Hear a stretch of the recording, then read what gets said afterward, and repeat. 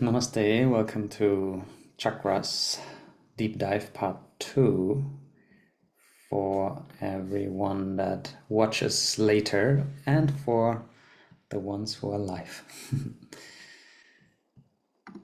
So I want to start today with a short practice with a meditation.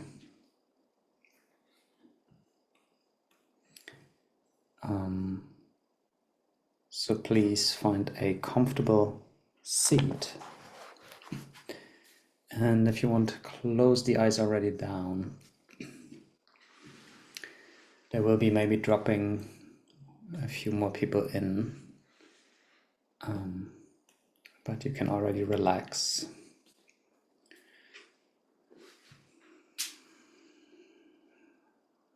Find your own breath and relax the body, relax the face and the jaw.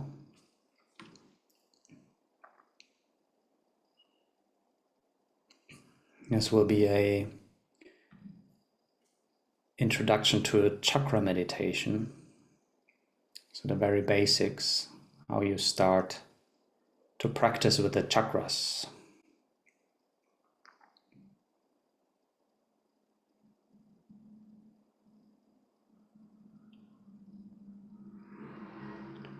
Observe already the quality of your breath, where it flows, and the rhythm, how it flows.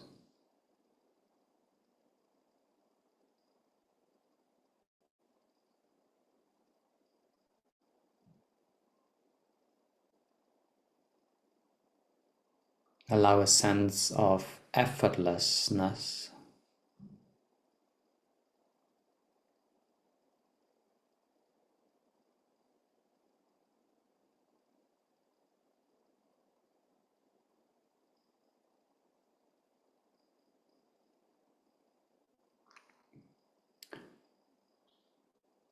And place your awareness now to the center of the head.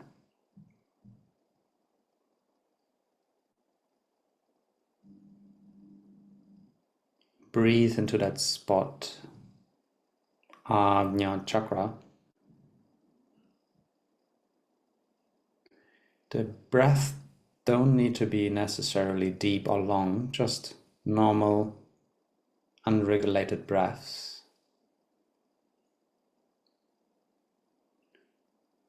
Guide your awareness upwards to the crown. Breathe to the top of the head.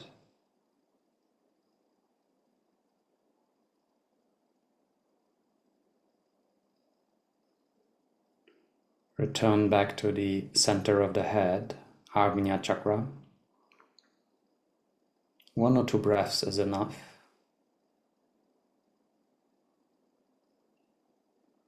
To the throat, center of the neck, Vishuddhi chakra.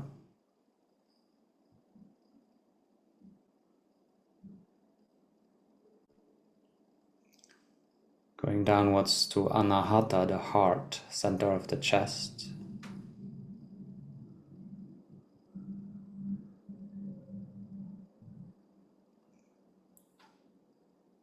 Lowering the awareness to Manipura, between sternum and navel, probably just behind the navel.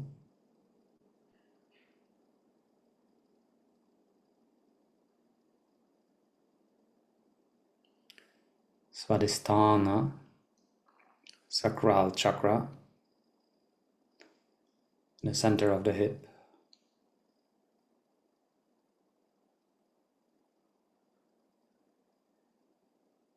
Muladhara, root chakra, the very base of the hip, pelvic floor.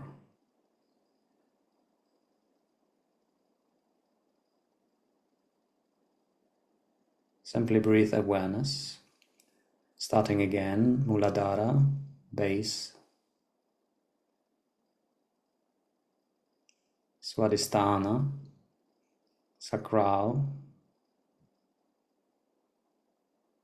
Manipura, navel.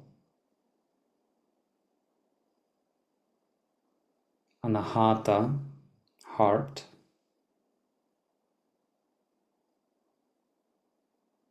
Vishuddhi, throat.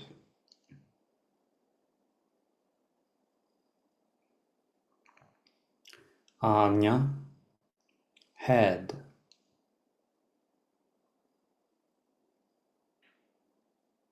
Sahasrara, crown, top of the head.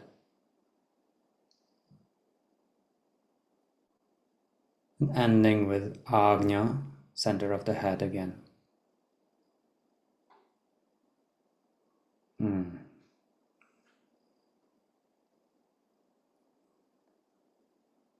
Take a deep breath and sigh out. And blink the eyes open. So, this is the very, very basic of chakra meditation, meaning bringing awareness and breath together inside the body. And it can be, in the beginning, enough, especially to, let's say, attract prana to those places. So creating more energy in the body.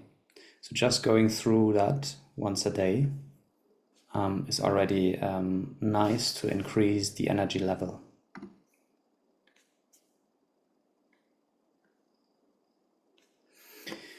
And in the end, or next time in the beginning, we will do a little more, let's say, advanced chakra practice where we increase the level of prana and focus we want to create. And please, if you have any questions during this little talk lecture, then write it in a chat. I'm happy to answer that. Okay. So last time I made an introduction, just to sum it up, that there are many different kinds of chakra systems, and that they're even like Celtic chakras and Greek chakras and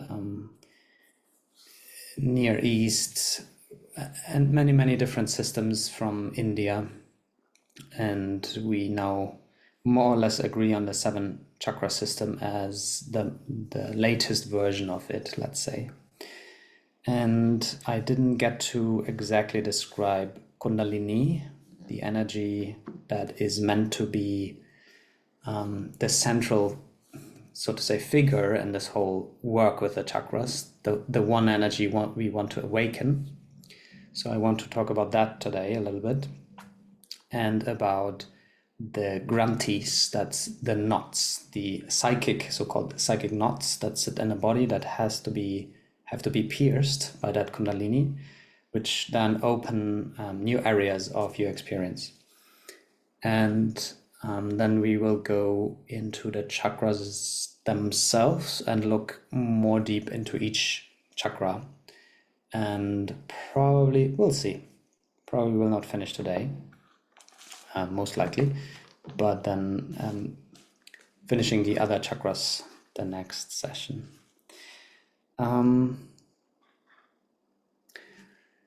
So I do want to share my screen again, I think.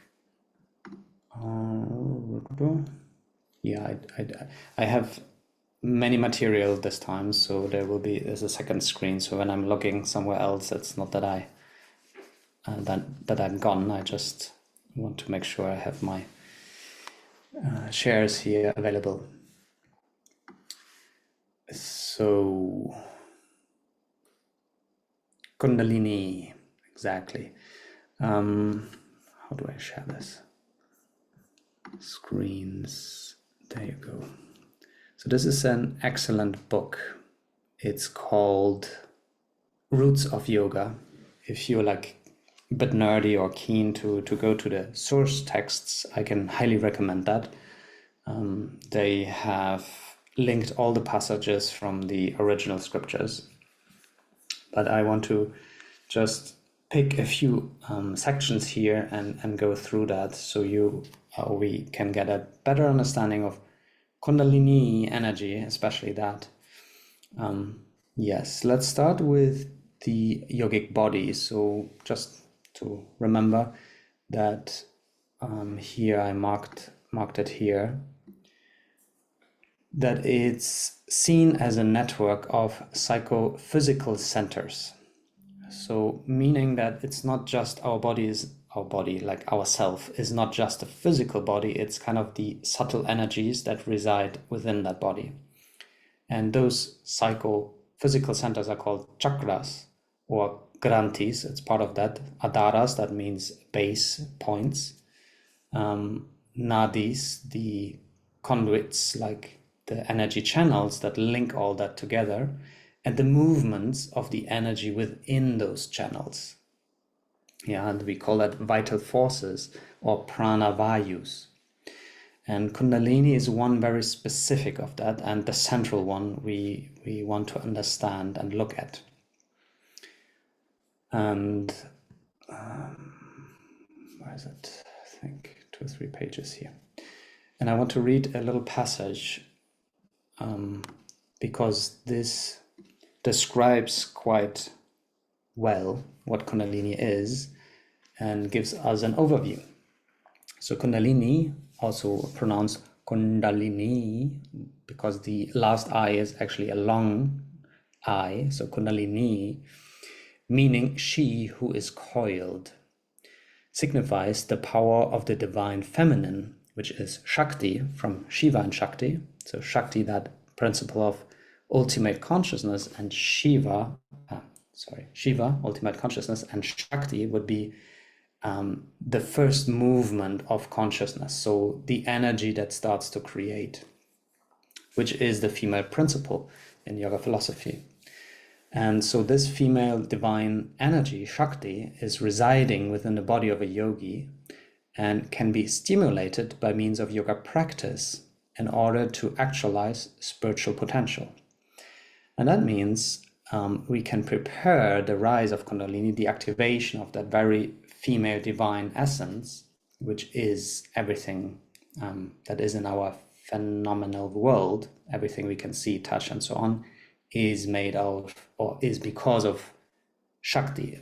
And Kundalini is that very much divine female energy.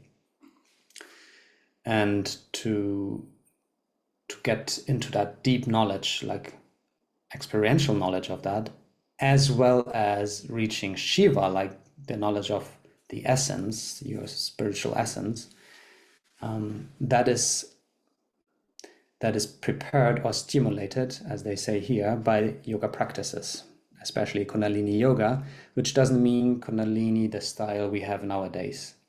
The style Kundalini is a kind of later invention which draws from the same idea or wants to have achieved the same ideas, but much more in line with what we now learn is Tantra yoga, which came up with all those descriptions of Kundalini, and later on Hatha yoga. Hatha yoga is very concerned about rising Kundalini.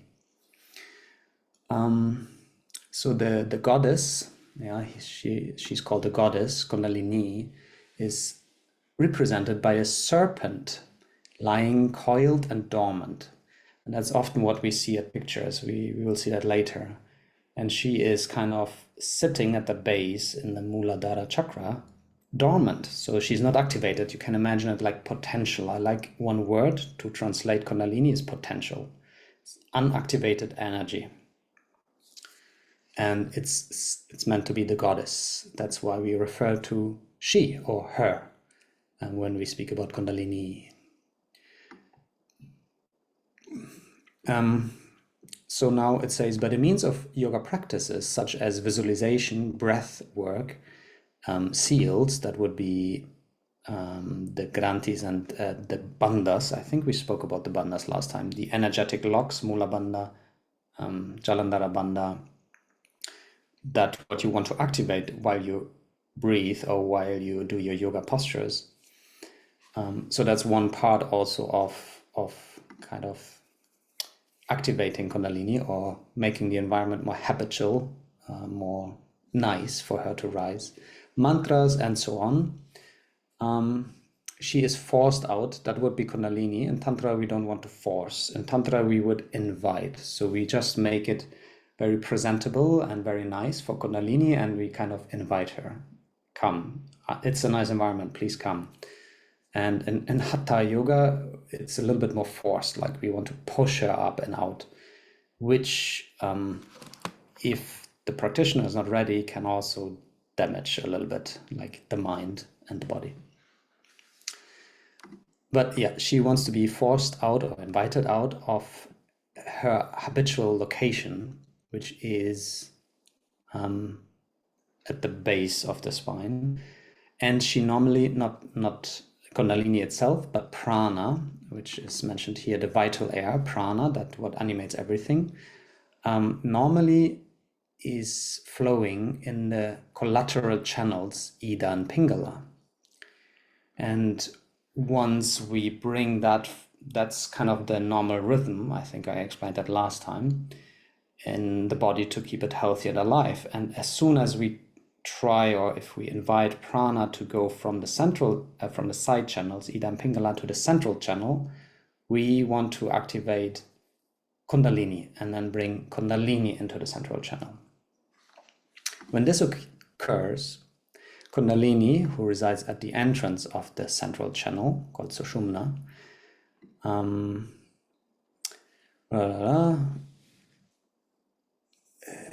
so the entrance of the central channel, that's a thing which changed.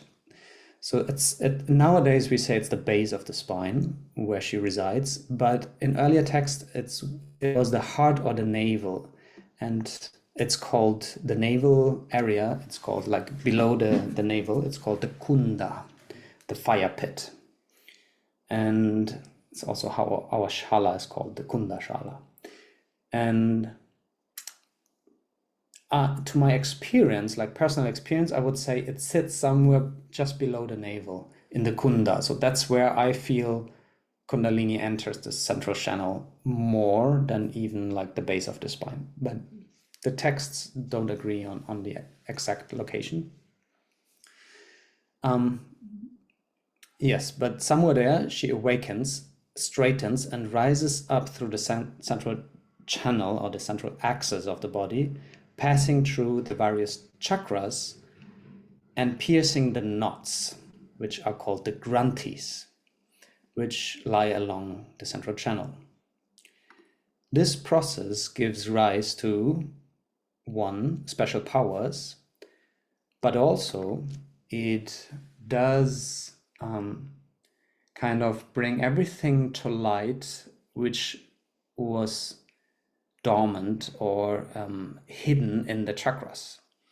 Meaning if there are some unresolved emotions, traumata, issues, thoughts, shadow sides, and Kundalini is piercing through the chakras and rising, you have to imagine like a huge amount of energy is just rising and then bringing everything into activation. That's why when Kundalini rises, often it comes along with a lot of emotional stuff that has or wants to be processed and digested.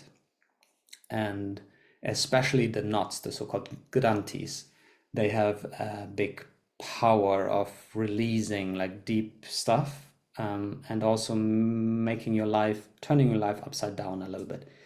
In a good way in the end, but at the time it happens, it can feel the opposite. But also siddhis, and that is special powers, and that comes with yoga practice, that you create some, let's say, further senses that gives you the ability to feel, for example, prana, or like more subtle energies or emotions from others. You become more sensitive, which is not always an easy thing to handle in society, but can be also very beneficial in your spiritual journey, because there's no question or belief anymore if those things exist. It's just a experience. So you feel it. So those special powers are quite helpful, and later on can also be a little obstacle because you enjoy them so much that you cling to them and attach to them. And then ultimately, when Kundalini reaches the seat of the deity, the goddess or god in the head, it leads to liberation, moksha, and immortality. So immortality, they say, because this idea of when Kundalini is at the top of the head, it comes to the union of Shiva and Shakti. So there's no difference anymore. There's no other, or there's no distance to others. So that's just a unity feeling, which is pretty peaceful, because in unity you don't have problems, you don't have separation, and separation is the main cause of feeling suffering. And immortality in that sense means because you don't have a separate identity anymore. There's no like a Cedric and the world outside, which has the conflict potential. Then in unity there is no Cedric anymore, so there's just pure consciousness, oneness, blissfulness. And of course that makes you, because it's in an infinite space, it's outside of time space, it makes you immortal in a sense. It makes you realizing your essence, which is immortal. It never been born and never dies. And that's why they say it gives you immortality. It's not meant in a literal way that the body gets immortal. You can prolong the body's lifespan probably quite a bit with yoga practice, but it's not that it's never dying again. Yes. Okay. So the first time we hear about Kundalini is in Tantric Shaivism, in the text of Tantric Shaivism, which is the root tradition I give you all my information from. Yes. And then there is Abhinavagupta, a big Tantric master. And here we see that he talks about three kinds of Kundalini: Prana Kundalini, Shakti Kundalini, and Para Kundalini. So that is the lower, middle, and upper Kundalini. I don't want to go too deep into it, but when Kundalini rises, just as a little idea, then there's union happening, but we are still embodied and in this life and in this world. So we want to not lose ourselves in a sense, or we don't want to exit as tantrikas. We want to integrate that knowledge back into our normal daily life and in our embodied version of Cedric, of you. And that would mean we want to also invite the upper Kundalini then to come down again into the heart and settle into the heart. That's kind of the integration of a spiritual Kundalini awakening. So that you have just a different mode of perception, or different mode of living, because you're not living in the lack of, or in the like separation of things. You see the unity already pervading, even though it seems to be in a separate world, in a world of separation. So that is kind of then the journey after Kundalini rising, which some people have, and then they ask, okay, what's next? Then it's the integration of Kundalini. Yes.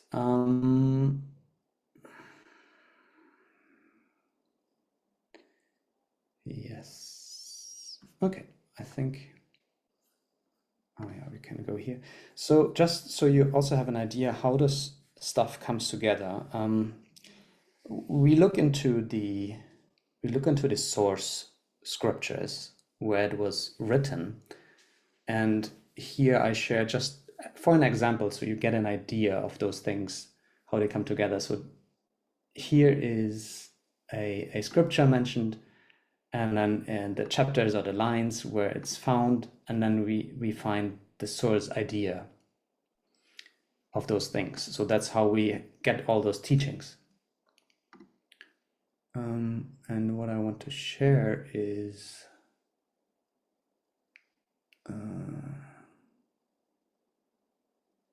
yeah, here, for example, that's a nice one.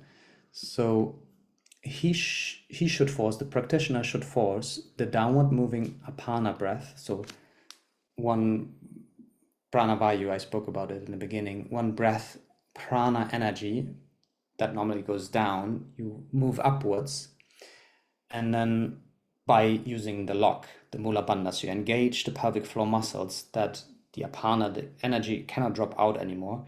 In that sense, you contain the energy and then you move it upwards with your awareness into the kunda, like the fire pit, where sushumna, where the kundalini wants to rise into the central channel.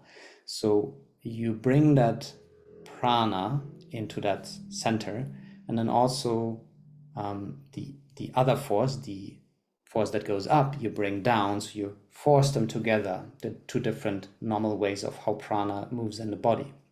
And that's how, when the central channels go together, that's how you invite kundalini to rise. Yes, and that's described here in this little sentence.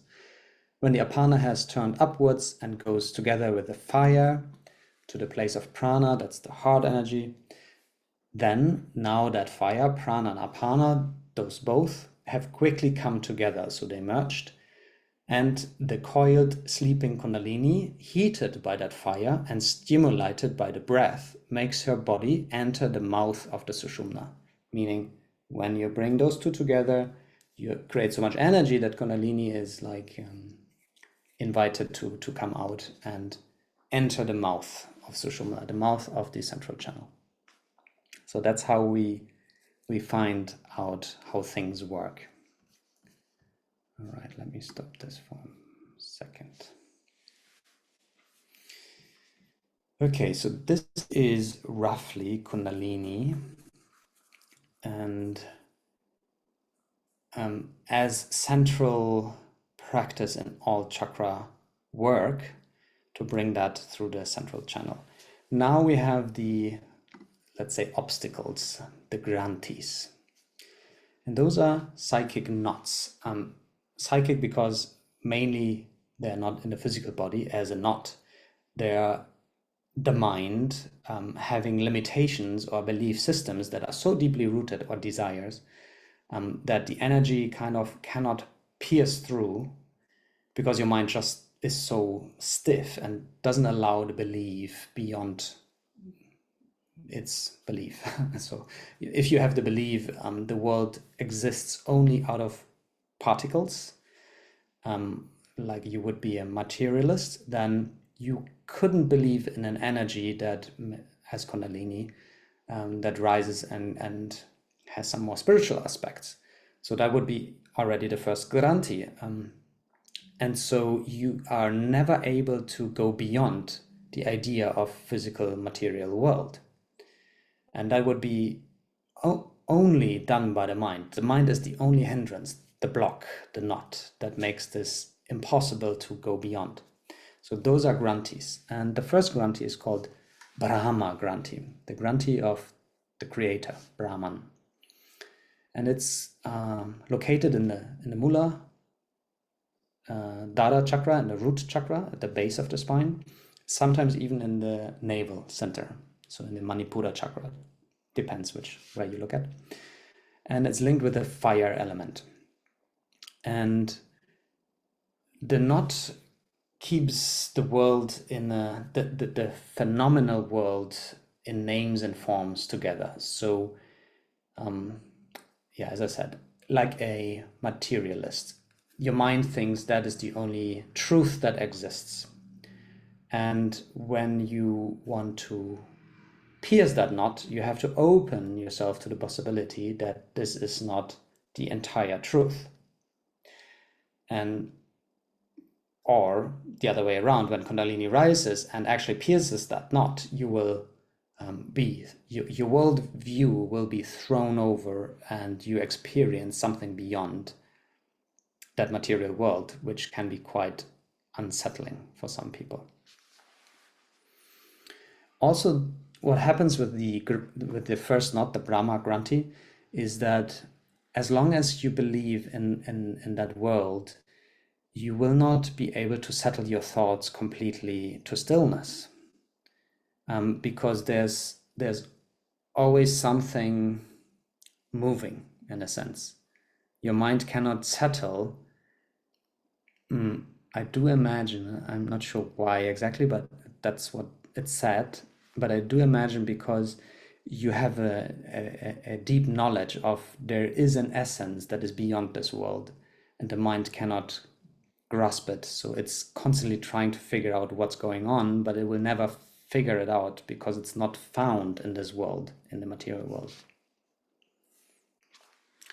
And as long as you believe on materialism, you're also into attachment, mode of attachment. So you cling on forms and names and concepts and all that stuff.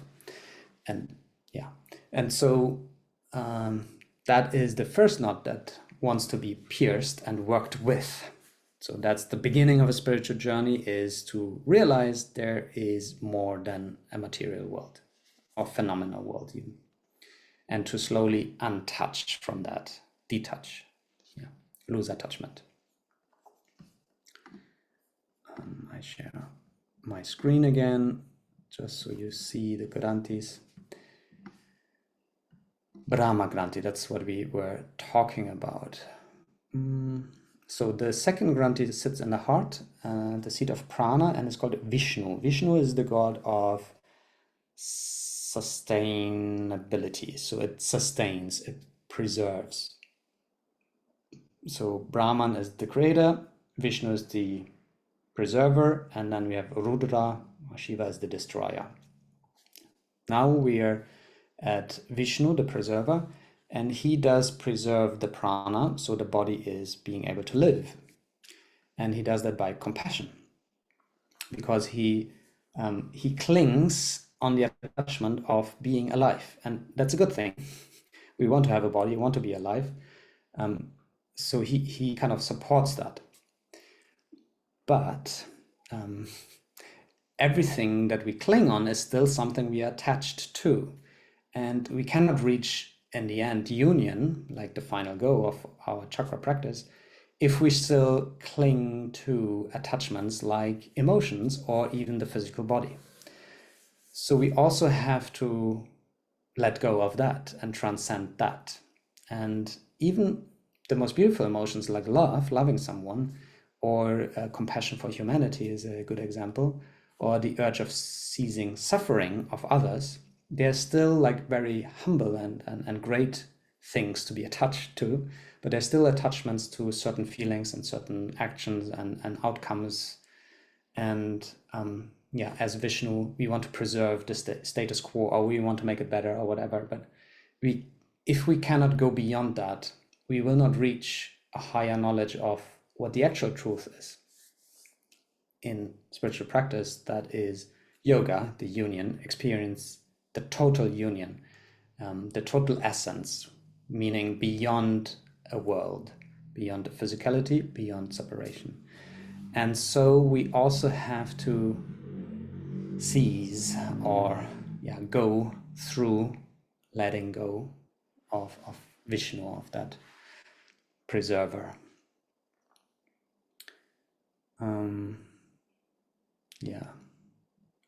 And that means in more normal world terms, probably, to untie this knot is going beyond attachment of likes and dislikes, of pleasure and pain, of the belief in good and bad, and of our conditioning, or claiming the fruits of our actions, because that's all material to cling on into this in this world. And let me be clear, I don't want to say we have to go out of this world. It's just the mental idea of clinging to it. Yeah. Even if we reach the highest idea and the union, we are not gone from this world in a tantric view. We are still here, we're still alive, and we still have the body and everything. Actually, nothing changes. Just the mind doesn't cling on it anymore. It doesn't claim ownership of it anymore. So you see, you are not your emotions in a sense, to say it easy. You are not your body and so on. That would be the idea of the Vishnu Granti, to open that or to pierce that. And good and bad is just a mental fabrication. It doesn't exist as as actual realities. And the last one is the Rudra Granthi. I made a mistake here. Granthi. And the Rudra Granthi, Rudra is a form of Shiva.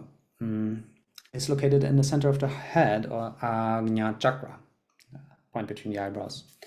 And that is the destroyer of illusion. And that is the final knot and stage. We have, on the spiritual path, at some point we have to let go of the individual identification of ourselves, that we are a separate self, or we are a personality, or a soul even, like we are a soul among many souls. This is true to a certain degree as long as we are identified, or as long as we are in the world of multiplicity. But as soon as we actually want to completely go into unity, which means the deepest layer of truth of what you are, the purest essence or truest essence, there is no individual soul anymore. So that individuality, the I consciousness of individuality, is gone in this moment and has to be transcended. We call that in normal terms ego. Yeah, the ego creates an I am different than the rest. And that has to be opened or transcended by Kundalini as well, piercing that last knot by opening you to non-dual awareness. That's how we call it. So there is no duality anymore. There's only oneness. And then you enter into an infinite space, which would be the goal of the highest achievement of yoga. And with opening that knot, there are some siddhis, special powers coming as well, which in a sense make it great, because you can actually access very, very high knowledge, but they are also, and you have more, well, I haven't been there, so I can't tell you, but apparently you get control over Shakti, over the energy, and that means you can create form or uncreate form, like completely as you wish. So we would call it maybe in mythology a demigod.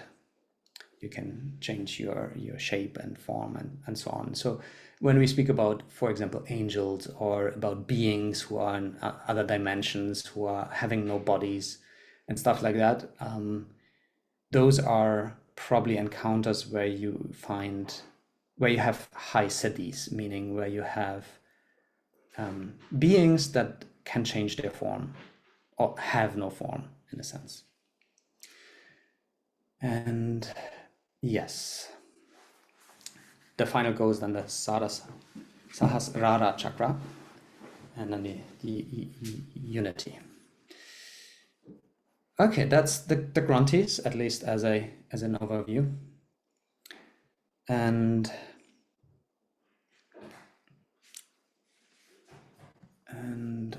what was my plan now? Yeah. Okay, I wanted to go slowly into the chakras.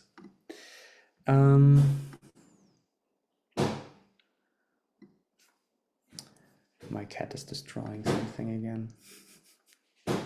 This time it's the other cat. Okay. Let me share this one, because now it gets a bit more visual. Okay, as you look at this picture, I go and save my cat.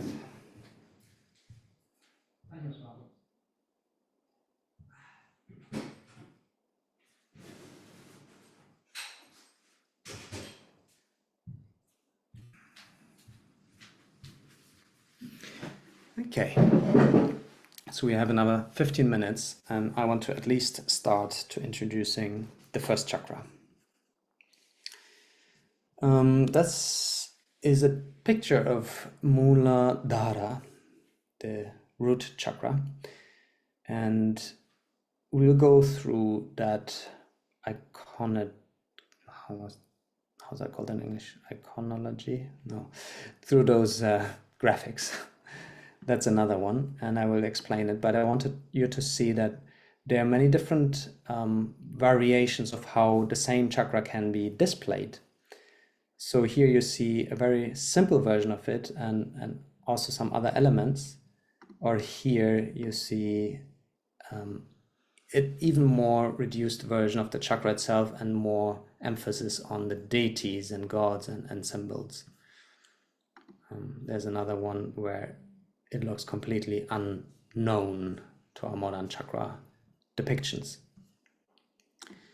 So this is called, maybe I can make that a bit smaller. This is called the Muladhara. And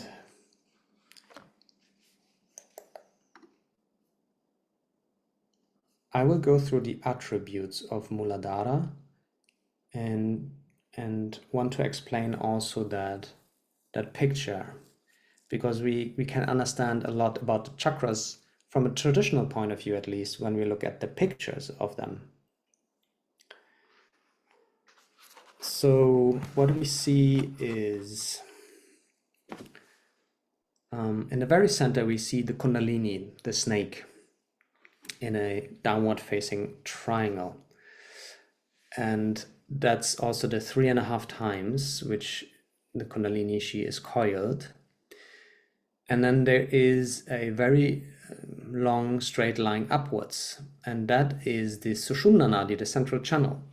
So when we look at those depictions, we can already make quite a lot of sense what's happening and intended. So the downward facing triangle is often a picture of a yoni, of the female principle. And then we have the snake is coiled around a Shiva lingam. That's the depiction of the masculine male energy, a phallus. And so this is kind of in a dormant way, the lower Kundalini, dormant way of the absolute truth, or the pure potential, you could say. And the pathway is already like depicted to activating it and going it upwards through the central channel. So that would be this very central element of the image. And then we have a Sanskrit letter which is around it, and that is the sound, the bija, the seed syllable of the element which we see in the background, which is earth. So the yellow square just behind all those pictures, that's the element of earth. Here you see it a little bit better, it's orange here, but it's a orange square. And where is it? Here you see an orange block. So it's a golden orange yellow block, and that is the element of earth. And that is the sound we want to do when we practice with that mantra. So the sound would be lam. Everybody has heard that. Lam, or maybe a bit better pronounced lang. So you put the tongue at the top of the roof in the end, and you don't close the mouth for the M. So the M could be an NG in English. Lang. So that is the sound for the element earth. And that is very central because we kind of install that element into that chakra. And then we have the red petals. That's the 4 lotus petals. So chakras are also called lotuses, padmas. And the lowest one has 4. I think I explained it in the last video, but that's because there are 4 nadis, energy channels, flowing into it. So it has those 4 petals, and on each petal there is a Sanskrit letter. We see that this one. And that's another practice we can do, because all petals of all chakras are in total 50. And 50 are the letters of the Sanskrit alphabet. So what we could do is to chant all 50 letters, and that is a practice to activate all the different energies in our body. So the yogis say the body is a microcosm of the macrocosm. Everything that is in the body is also in the universe, or the other way around. And to activate all the energies, we can chant all the sounds of the alphabet. And that is a practice we can do next time, but it's very beautiful and powerful. And here, that's from my teacher. I hope I'm allowed to share that. But here you see on the very right, that doesn't help. You see the Sanskrit alphabet, and on the very left you see the elements. So earth has the bija mantra lam, lang, and then on the very right there are 4 letters, because those are the ones on the petals. So what we would do to activate the Muladhara chakra, we would chant the Sanskrit letters. Could sound like va, sha, sha, sa. Or if you want, you can place an ang, like yeah, ang. We can place an, or like lam. Actually, the bija sound is la for earth, la, la. But we pronounce it with an ang. That's why I don't close the mouth. So lang. You could, in the same way, you can say vang, shang, shang, sang. That would be the same 4 letters. Either va, sha, sha, sa, or vang, shang, shang, sang, and so on. Then we could go further up, and it could sound like this: Wang shang shang sang bang bang mang yang rang rang dang dang na da da da da na pa pang, and so on. And at the same time, you're imagining those chakras in your body and like spiraling around the petals from one chakra to the next. And that's how all the different aspects of the chakras are activated. Yes. So I really want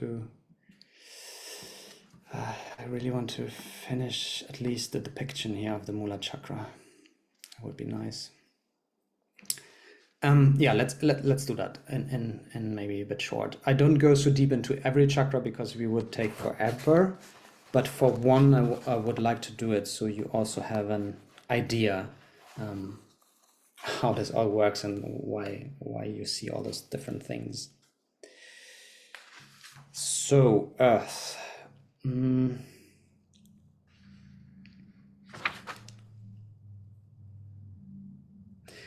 You see the elephant. The elephant is the sound carrier. That means the elephant is called Airavata, and it carries the sound of the goddess who sits on top. And every goddess has a sound carrier. It's just how they depicted it. Yeah. So, and this elephant is quite well known, and you see it has 7 trunks, and those 7 trunks, they are they stand for many things, but one of that would be the colors of the rainbow, all the 7 colors, or the 7 different frequencies of light we can see. So it stands for the frequencies of what we perceive as a human in our reality.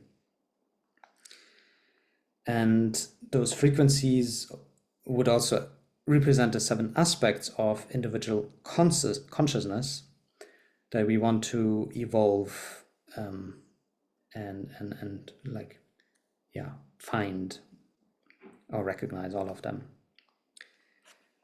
And it also is a representation of the 7 types of desires, which would be security, sexuality, longevity, sharing knowledge, self-realization, and union. So yeah, so there's a rich symbolism in every aspect of the picture. the deity that presides over that chakra. So every chakra has a deity, a god or goddess, which is kind of the root. And you want to install or imagine those deities in the chakras if you want to go with the very traditional way. If you do more the modern approach, then this is not necessarily. But for the more traditional one, you would imagine Brahman. And that is the guy, the big guy in the background with the 4 heads. So you see those 4 faces, and then big arms, 4 of them. Yeah. And that would be Brahma, a lot of creation. And the 4 faces, they also have a meaning, like the 4 directions of the sky. But what is important for Brahman is that he dispels fear, if I'm not mistaken. And he has this very, as the creator of the world, he has this very sattvic, we call it, very light energy, pure energy. So you of course invite those aspects when you visualize that, when you chant the mantra, when you imagine that chakra in your system. I wanted to see, there is somewhere the 4 faces, they have, yes, exactly here, 4 heads. So the first one would be the physical self, like our body, and the need of food and sleep and sex and exercise and so on. Then we would have the rational self, that would be our mind, our thinking mind, intellect, logic, and individual reasoning. Then we have the emotional self, the moods and stuff like that. And also the energy, like electric and chemicals in the body that create our energy and energy states. And then the intuitive self would be the last phase of the 4. That is the inner voice of our consciousness, of the deeper layers of what we are. So yeah, and then we have in front of that, we have this nice little, not so little woman. She has also 4 arms, and she is the energy. So we have a god, and then we have the energy, which is also a goddess, but she's called Dakini, and she is a Shakti, an energy god, and she's kind of the protector. So you have to please her to get her benefits. And in that sense, yeah, she's a doorkeeper, it says here, exactly. And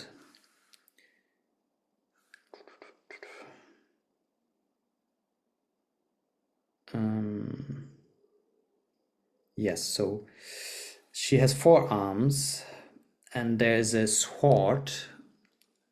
Yes, and the left bottom hand of her is a sword that dispels removes the fear and destroys ignorance.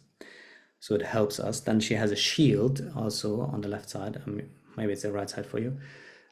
So she protects us. Then we have the skull, which means is a symbol for impermanence. She teaches us true knowledge that we are beyond permanence, that we're beyond impermanence, sorry, meaning that body and mind and all that things are impermanent. It's ever changing, going and coming. But the essence, yeah, when you go through that knot, work through the chakra, you find out that it's beyond impermanence. So the essence is permanent. And then she has the trident, which is a very famous symbol, meaning the Trinity, the knower, the known, and the knowing, but also meaning the 3 worlds, 3 stages of creation, preservance, and destroyer. So the aspects of how consciousness, something arises, something is there, something dissolves. Yes. So as you see, there's a lot. Oh, I forgot, of course, I forgot Ganesha. So on the elephant, you see another elephant, kind of, and that is Ganesha. Ganesha is the remover of obstacles. And on our way, on the spiritual journey, we want to have Ganesha with us, because he is the one that has the energy to remove the obstacles like the grantees and all that stuff. Yes. Okay, so that was quite a bit and very theoretical today. But you can beautifully see how rich this culture is and how many meanings are transmitted with what we now see as a simple practice, maybe a chakra work, and how it can also open to very deep layers. And the practice, if you want to really do it in a traditional way, would be to visualize this picture on your Muladhara, on the root, and all the aspects that come with it, and then chanting the mantra of the element or of the petals, like the Sanskrit alphabet or lang.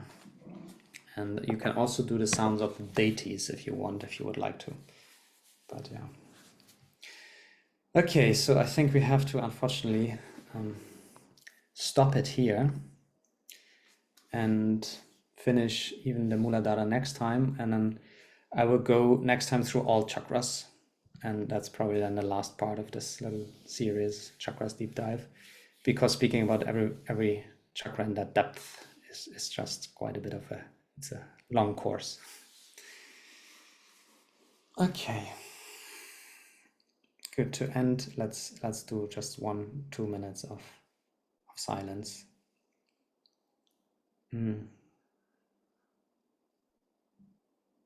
Yeah, lean back, relax your body, close the eyes down, and allow the knowledge that wants to sit and land to land, and the knowledge that doesn't want to sit to just pass by.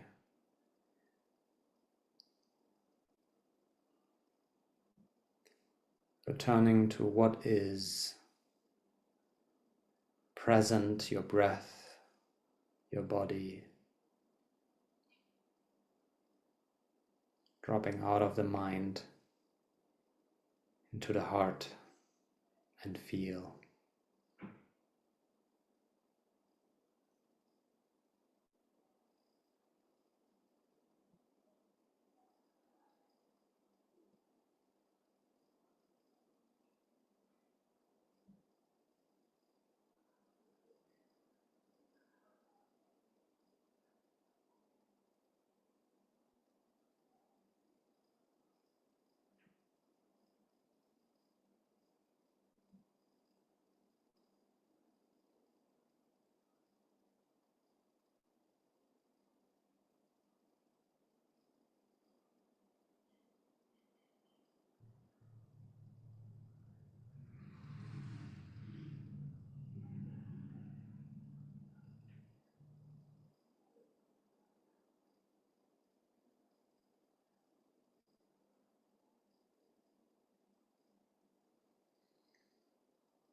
And let the breath become a bit more vivid and present.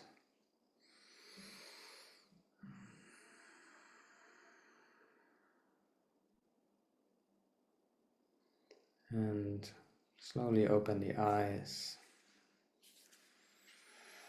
Thank you very much. You can maybe try this week until the next session to just place awareness in the body and go through the chakras with awareness. Maybe even imagine an om vibrating at the different points. That's the first and most fundamental chakra practice. Om vibrating at the locations of the chakras, starting from the third eye. Thank you. Have a good Sunday night. Bye.